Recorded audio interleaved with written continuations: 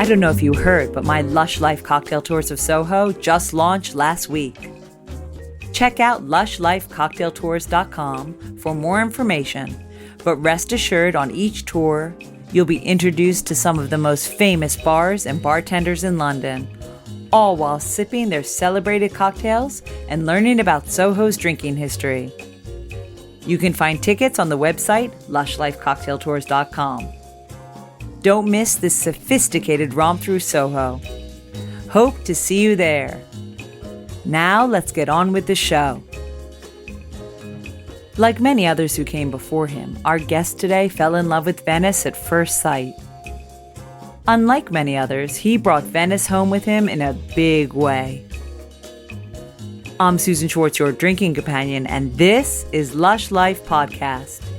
Every week, we are inspired to live life one cocktail at a time by the best in the industry. We're not talking a t-shirt or gondola-shaped ashtray. Food writer and restaurateur Russell Norman brought us Polpo, the restaurant that inspired Cicchetti, and for our purposes here, the Aperol Spritz to London and the UK. I met up with Russell in the original Polpo on Beak Street to hear how his first date with Venice developed into a long-lasting relationship. I apologize now for all the background noise you'll hear. This is London during the day on a busy street. Just pretend every honk is made by a vaporetto on the Grand Canal. Like I'm talking to someone who has had a very similar experience with the city that I have. Yeah. I read and heard that you went to Venice in the early 80s or 86, I believe. 86, exactly. And I was there for the first time in 81. Mm-hmm. I went with my parents knowing full well what it was. They had been to Venice. They loved it. They hadn't been back for about 25 years. So I was going. I stayed at the Daniele. It was all very glamorous. We ate at fabulous restaurants. Can you tell me what your first experience was? Yeah, it was very different. I was a student and I had an Interrail card, and I was bumming around France, central France, the Loire Valley, and things sort of didn't go according to plan with the girl that I was hanging out with in France. And I was corresponding at the time with my new friend, a guy called Richard, who I'd met at college the year before. And Richard was staying in Venice with his girlfriend, Nicole, and we corresponded, and when it was obvious that things weren't going to plan for me in France, he said, come to Venice, you'll love it. So I literally jumped on a train from Blois in the Loire Valley to Paris, and then from Paris to Venice. Accidentally jumped on a train that turned out to be the Orient Express. And my Interrail ticket obviously didn't stretch to the Orient Express, but the conductor on the train, when he discovered that I was there with a backpack, standing in the corridor smoking, because you could smoke in those days on trains and on public transport, he said, you're on the wrong train, but if you keep out of trouble, I'll sort of ignore it. It's not like you were on the wrong train. You were on the Orient Express. Not every carriage on the Orient Express was the fancy. Oh, all right. I totally thought it was all. So no. So there were some carriages which were second or third class, and so I was hanging out in the corridor of the second or third class section of the Orient Express. But it was a long journey. It was a sort of 7-hour journey from Paris, and I was standing in the corridor most of the way. But you couldn't wait to get there already. It was hot. It was August. And when I arrived in Venice, I'd done no research at all, because it was way before the days of the internet, way before the days of Google and mobile phones. So it was all very analog. I got out of the station at Santa Lucia, and which is of course Mussolini building. It's not the best entree into. But although once you come down those very wide steps, you're very firmly in Venice itself. So you're surrounded by water. You're surrounded by palaces on the other side of the Grand Canal. You didn't know that part, right? No, I didn't. You really? No, I didn't. You just knew it was a city in Italy. I knew it was a city. I had no idea that it was built on water, and I had no idea that that the buses were boats. And this was my first mistake when I arrived in Venice. I had instructions to get on a number 1 bus. Right. Yes. Went back into the station and put a couple of lira into the phone and called Richard and said, "Dude, there are no buses. I can only see boats." And he said, "Dude, the boats are the buses, you idiot." And so I got on the number 1 vaporetto to Giardini, which is right at the end of the beyond the Grand Canal, actually, in St. Mark's Basin. So you're almost almost in the Adriatic when you're in Venice in the Far East in Giardini, and I stayed there for 3 weeks in the middle of August, and it was too hot and too crowded to go into the historic centre. I think we went once or twice to have a look at the sites, but every other day we turned left and went to Lido. And Lido has a beautiful Adriatic coast, and so my first experience of Venice was a 3-week beach holiday. And funny. I tell people now, they say, don't be ridiculous, you can't go to Venice on a beach holiday, but as you know, Yes. you can. And it was lovely, but there was enough about the city in that first trip that got under my skin for me to want to go back almost immediately. It's amazing because you pretty much had the worst date you can have Yep. with Venice, the Yeah. worst first date. Yeah, I agree. August, no one's there, all the Venetians are out, but you wouldn't know that yet. Yeah. It's hot as hell. Yeah. It's full of tourists. Literally, for you to fall in love Yeah. on that worst Well, first date. I was lucky that I was staying in a residential district in Castello, East Castello. So I was right by the gardens, which is where the Biennale is Right. held. But in August, I wasn't aware that there was anything different about the city because it was my first experience. And so I was going to restaurants that were populated by locals, and I was going to shops where they spoke Venetian and not much else. And I would go to the market stalls on Via Garibaldi to buy my fruit and veg. And we'd prepare meals in the little flat that Richard was sharing with his girlfriend. And so it was a very authentic experience, even though it was August, because I was living like a local. And without the historic centre being the focus, as it is with most tourists, I was able to focus on a part of Venice which it actually took me about 30 years to get back to. So my most recent book was me revisiting the region, the neighbourhood that first inspired me and first got under my skin in 1986 in order to discover that residential side of Venice and to get to grips with how residents cook for their families rather than how the chefs in the fancy restaurants cook for their tourist customers. So, like us all, or as we who don't have the luck to live in Venice, Yeah. we carry this love. Of course, I'm talking for you right Yeah. now. Yeah. Or all Venice lovers, we carry this love with us as we live our daily lives. Yeah. And we continue to find other things to do, and we hope that they'll take us to Venice. Yeah. You have found the one thing where you've really carried Venice with you, at least in your modern working career. Now, I want to go back to before that when you were just carrying it around with you, Yeah. this love. You were working in London. Yep. I know that you worked in the north before. We'll Yeah. touch on that for Very a sec. briefly. For We don't very have to briefly. touch on that. Oh, well, I was just wondering about if you remember the drinking culture. Hold on. Okay. All right. Well, since we're talking Yeah. about that, Yeah. you worked in the north with miners. Yeah.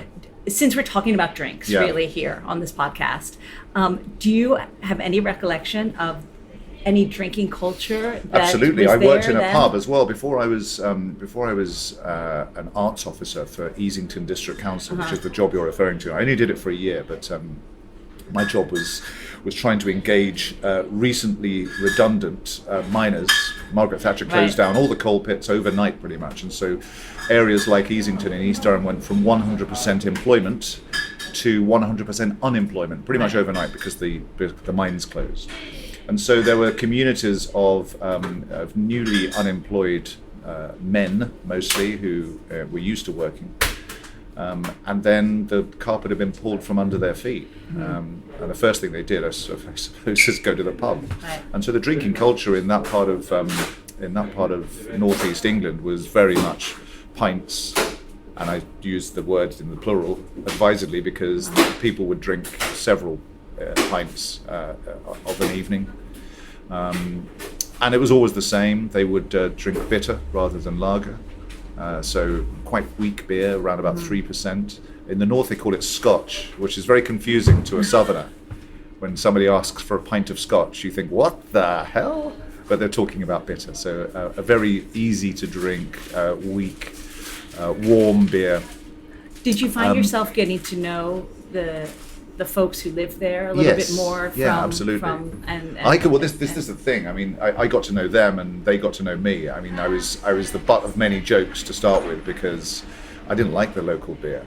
It was warm and it was bitter and it sits very heavily on you if you're drinking several pints. You really feel it. So I drink sort of shorts, or I drink half pints, and they used to think that was hilarious that a man was drinking half pints, or a man was drinking a glass of wine, or heaven forbid a Campari. I just sort of laughed out of town. Come what? What? So a very different drinking culture. But definitely, I guess the pub itself was a place where people of the community came together. Well, if I can sort of make a comparison, we've been talking about Venice, and we're now in the north of England. Yes, very, very different cultures, very different landscape, very different background and way of operating. However, the pubs in the north of England, which were then and probably still are social hubs, they were melting pots of society. It's where people would go to gossip and to complain about their neighbours and to talk about football and politics. It's exactly the same as my experience many years after going to Venice for the first time in '86. It was very similar to my experience of the Baccari of Venice. Mm-hmm. So these are very small stand-up only wine bars where, guess what?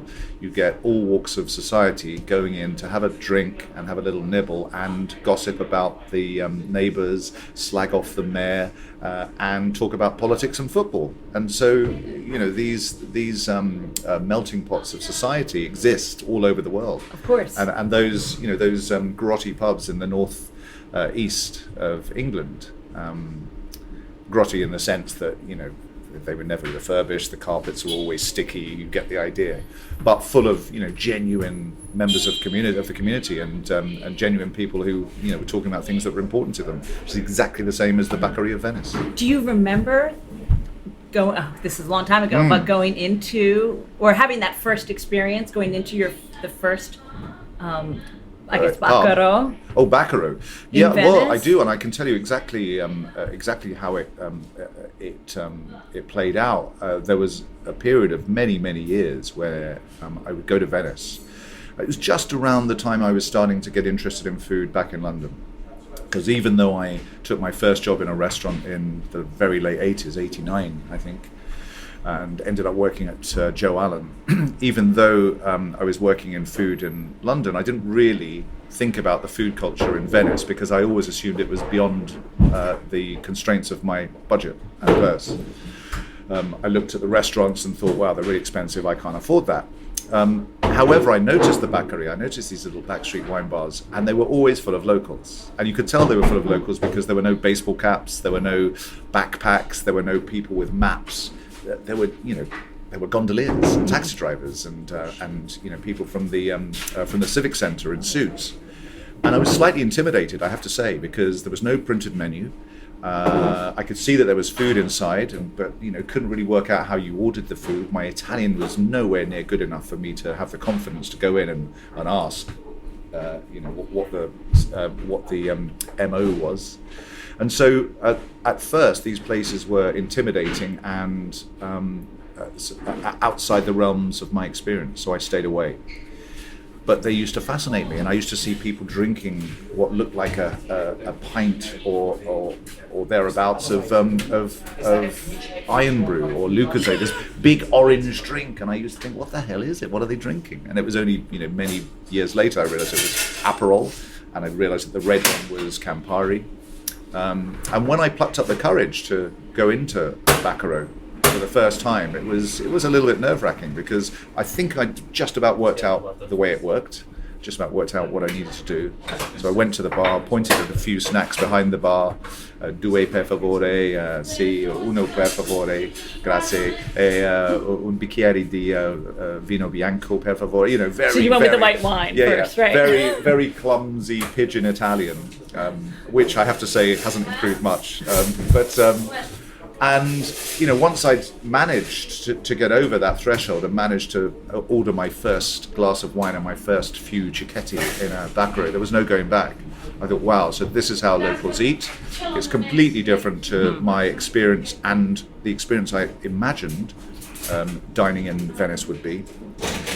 And also, I got change from €5, and it was incredible. I thought, gosh, you can actually eat quite well excellent ingredients, fresh from the market, prepared sympathetically with a nod to authenticity and to tradition, for not very much money. Yeah, and bacala. So that was oh my God, the bacala mantecato at Domori is one of the things. I know we're talking about alcohol, but no, but it's funny that you say that because. The bakery that I know, like Al Arco and Domori, right next to it, they are really, I remember we used to say, okay, if we were telling friends to go, it's hidden behind the t-shirt shop or the t-shirt stall. Behind, they're hard to find. Yeah. They're not out there like because Harry's Bar. They haven't been built for tourists. Right. They've been built for, and originally, if you think about the location of those two bakery you mentioned, Al Arco and Domori, they're virtually next to the market. So these were places that were built for market traders and also for ease of ingredients. I still see Francesco Pinto, the guy who runs Al Arco. I see him every morning at around 7:30, 8 o'clock as the stallholders are setting up their little stalls, selling fish and vegetables and so on. He's there every morning pointing out the fish that he's going to take back to Al Arco to prepare for the Cicchetti with his son Matteo and his wife Anna.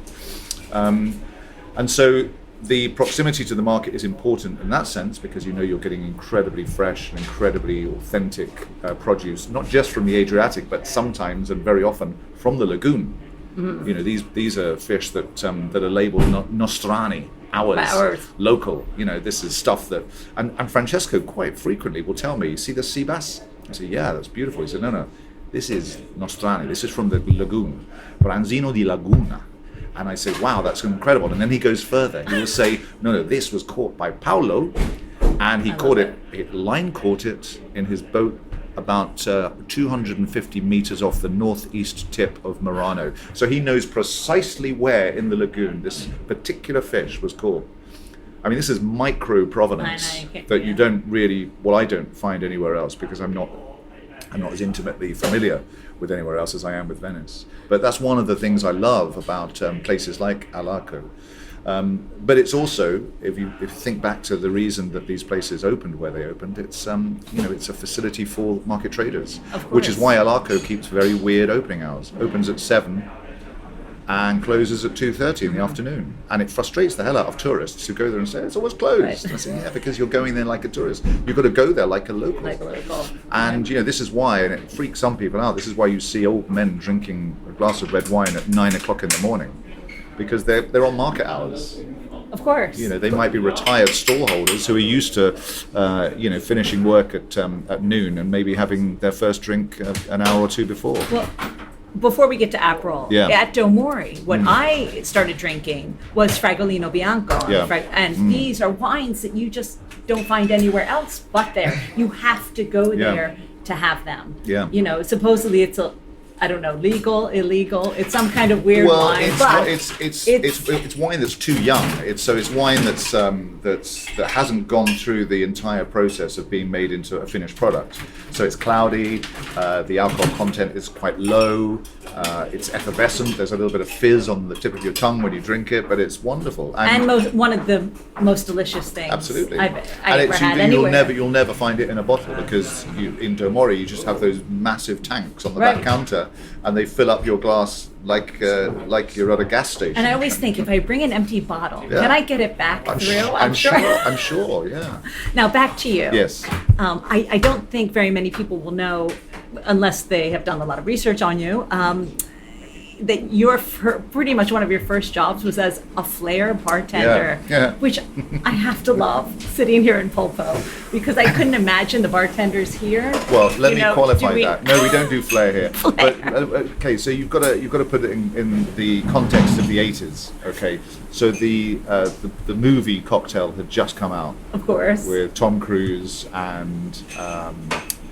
I can't remember the other actor. Brian Brown, the South African actor. That's right. Yeah, and it was sort of Top Gun for bartenders. Really. Look, I've interviewed tons of bartenders who say that was their reason why they got into bartending. Well, I didn't. I went into a restaurant, a chain restaurant in Covent Garden called Old Orleans, and everyone dressed like they were in New Orleans at the turn of the century, last century, and.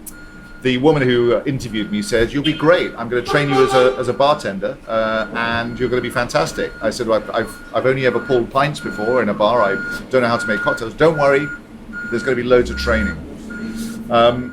So I was hired before she knew how bad I was, and this is important to understand. Did you think that you were going to do flair? Like, oh, I'm going to get great at flair. This is going to be my job. She told me that that's what I was going to be trained in, and I didn't really think about it. Right.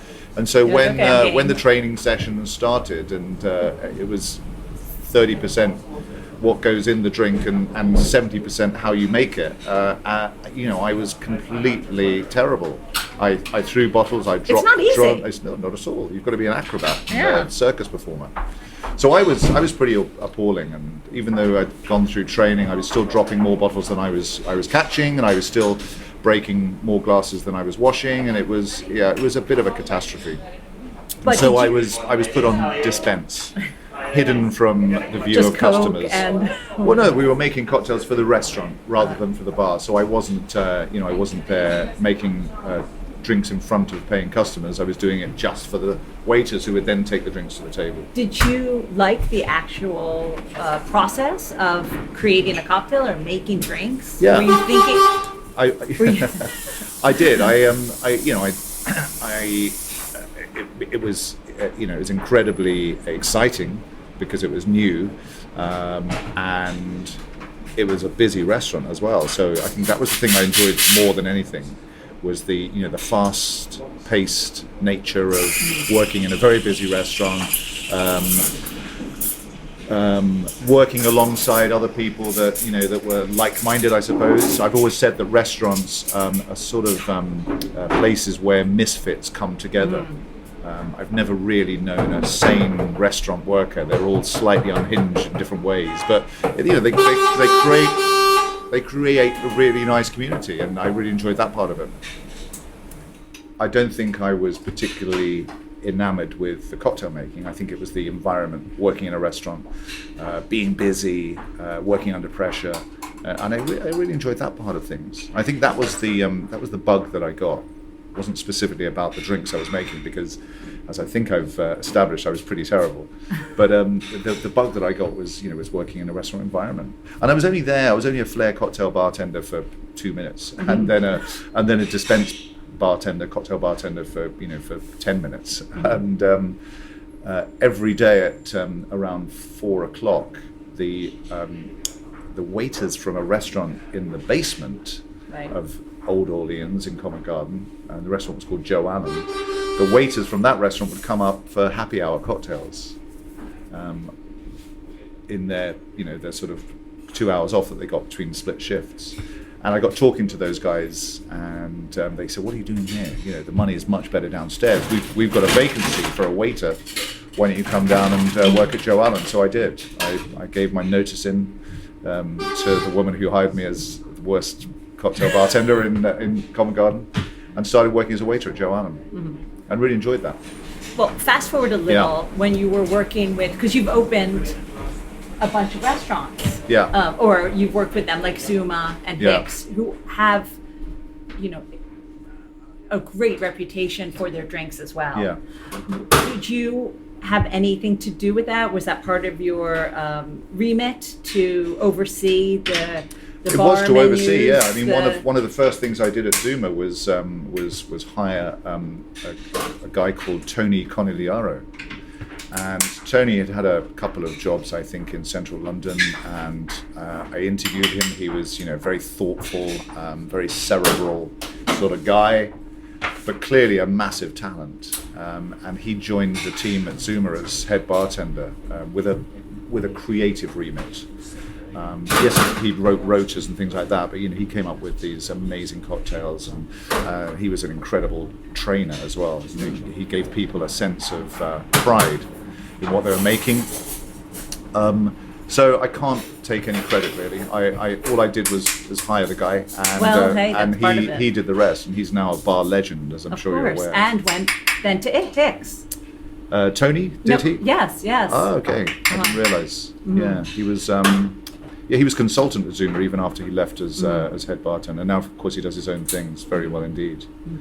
So let's get to your restaurants and your bar menus.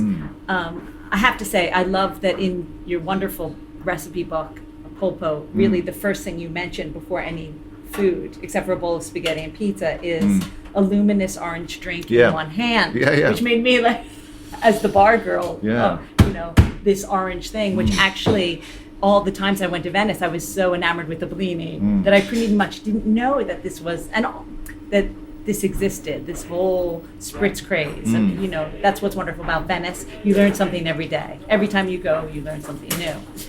When you were creating or thinking about starting Polpo, the restaurant, I guess tell me about, you're thinking of the bar menu. You have, you're going to serve Cicchetti. Obviously, you're going to have a spritz because this is something that you're going to have. What about the other cocktails that you have on the menu? How did you pick and choose and talk through the different spritzes that you actually have on the menu? The big difference between Italian tastes and British tastes is bitterness. So in Italy, the bitter flavor that you find in many of their aperitivi, and the bitter flavor that you find in a lot of their hero vegetables as well, like radicchio, for example, or chicory, or castelfranco, or puntarelli, or chicoria. All of these wonderful brassicas and winter vegetables have that same quality of bitterness, and yet that is almost entirely absent from British palates. And so when I opened Polpo, I knew that I needed to introduce my audience, and by my audience I mean the people that live and work and play in Soho, which was the audience for the original Polpo, which is where we're now sitting. I knew I needed to introduce them to that Italian aesthetic of bitterness. And of course I was going to do it in terms of the dishes I was serving, but I wanted to do it at the bar as well.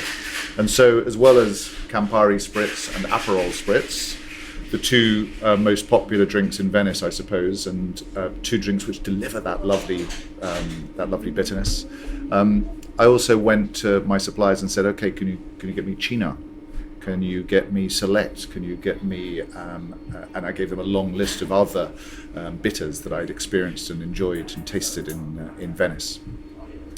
And the supply route was very rusty at the time. I had a real struggle to get Aperol, can you believe, in 2009. And I made contact with the company and said, I'm opening a Venetian restaurant and I want to make it my signature cocktail. And I said, great, we've got a company called, I can't remember the distributor, a company called such and such brands who distribute it. You need to get in touch with those guys.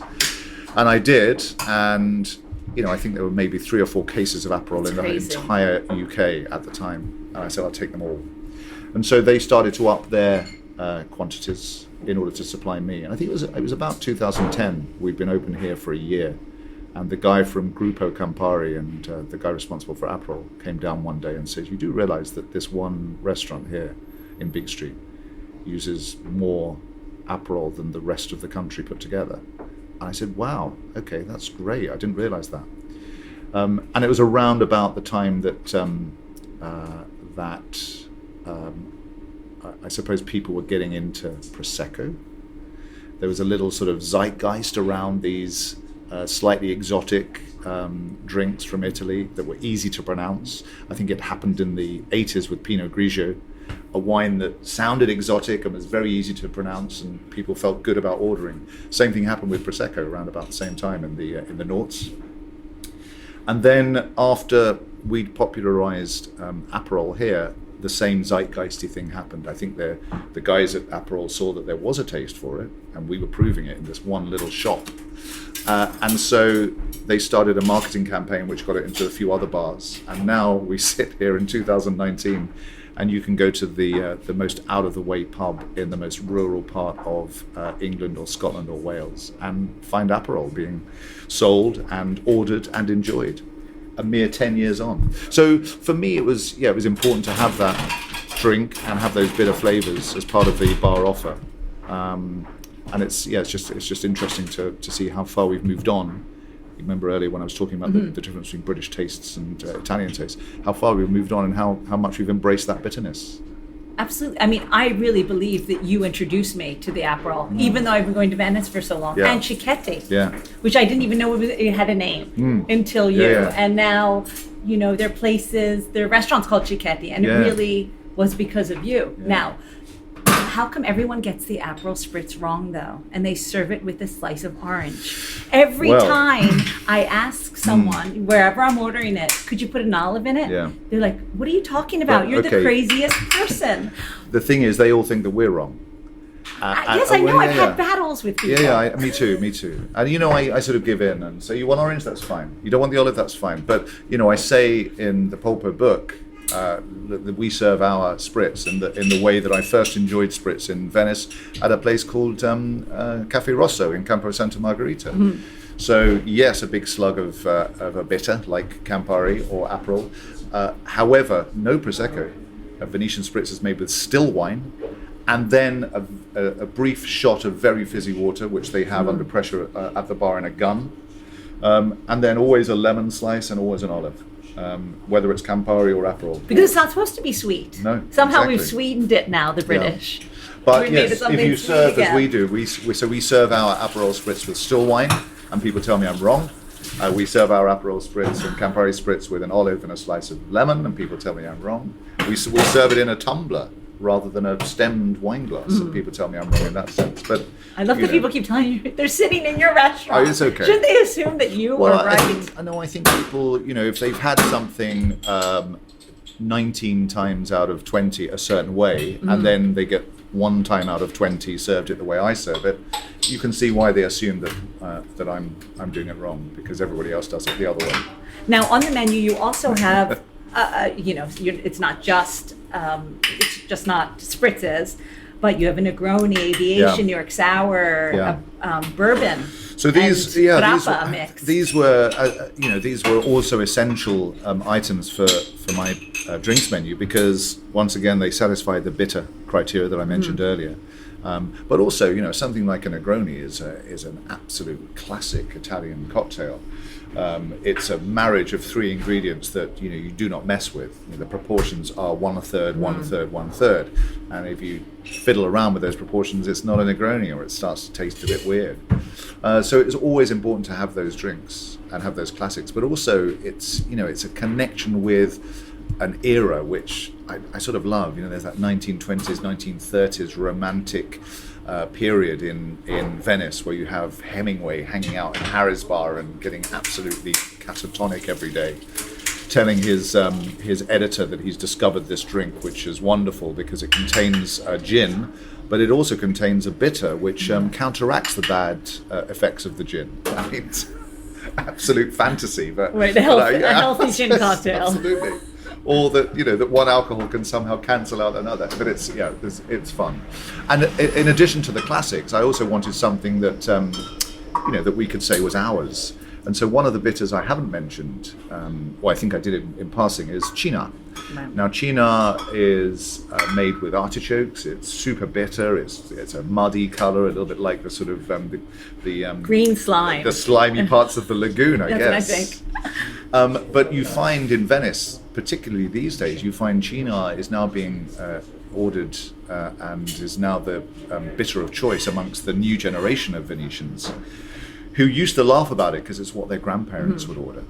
But because there's so much counterfeit Aperol and Campari in Italy, and also because it's been so ubiquitously embraced by the rest of the planet, everybody now knows what an Aperol Spritz is.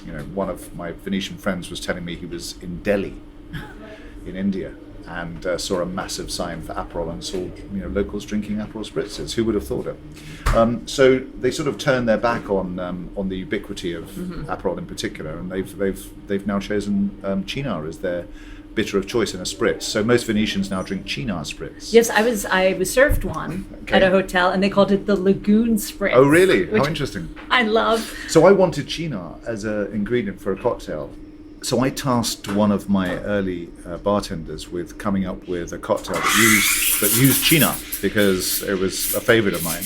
And he came up with a drink which he called the Cina Gin Fizz.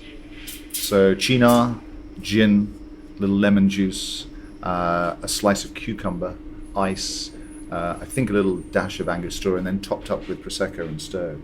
And it's a really great combination of those lovely bitter flavors that you get with gin and Cynar, but the bit of fizz and sweetness that comes with the Prosecco makes it a little bit more palatable. And it's I think it's one of our most popular cocktails, and it's been on the menu for around about 9 years. It sounds great. Now, I just want to talk one quick word about your Venice book, where you lived in Venice for a year. Yes.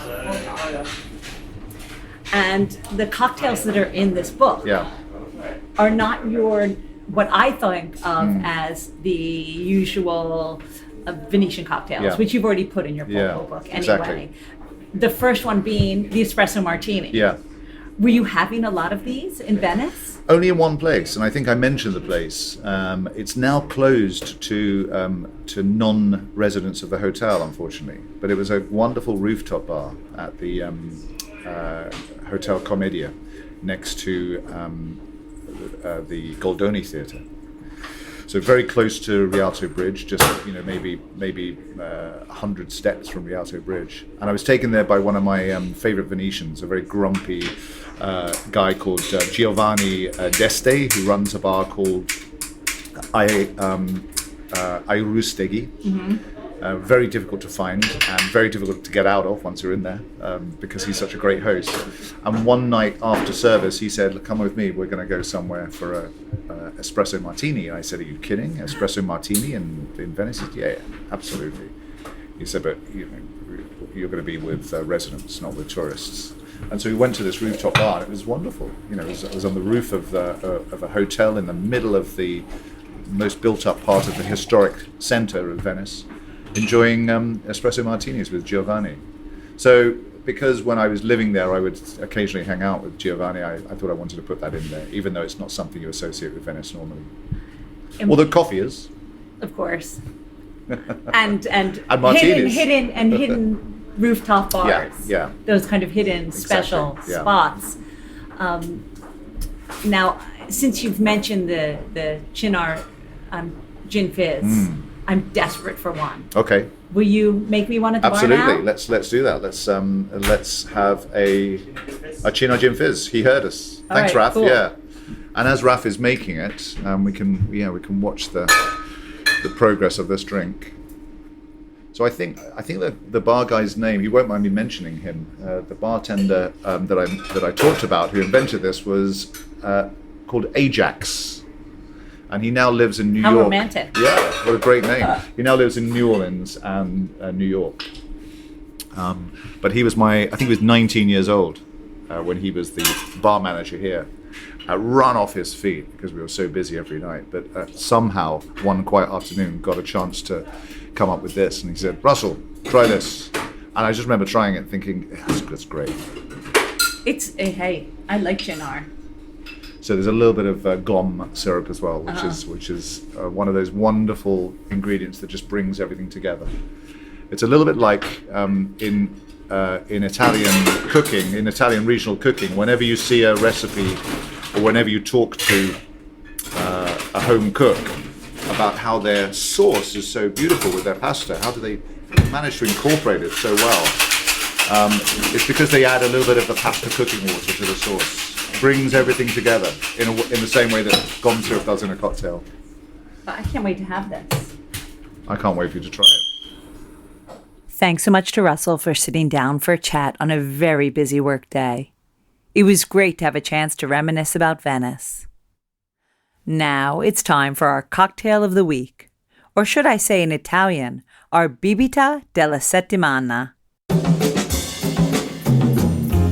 You could fight me and say that the Aperol Spritz is not a classic cocktail, and I promised it would be all classic cocktails this season. Well, I'm fighting back to say that yes, it is. Aperol was invented in 1919 by the Barbieri brothers, and the Spritz is ages old. During the time when the Austrians owned Venice in the 1800s, the Austrian soldiers found the wines a little too alcoholic and added in a bit of water. Thus, the Spritz was born. Fast forward to the 1950s when the Italians added Aperol to their Spritz, and now it's everywhere and so easy to make. So I bring you again the Aperol Spritz. Add 3 ounces of Prosecco, 2 ounces of Aperol, and 1 ounce of soda into a wine glass with ice and stir. Garnish with an olive if you want it really Venetian, and we're talking classic here. I would be remiss if I didn't share the recipe for the Chinar Gin Fizz that Russell and I enjoyed during our chat. And you can find that recipe, the Aperol Spritz, and all the cocktails of the week at alushlifemanual.com, where you'll also find all the ingredients in our shop.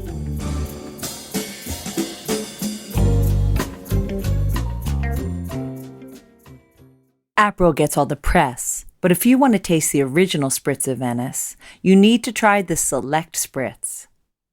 This time it was the two Venetian Pilla brothers who created Select in 1920, using juniper and rhubarb plus 28 more botanicals to create their homegrown spirit. It's the same recipe as the Aperol Spritz, but substitute the Select for the Aperol, and always garnish with a green olive.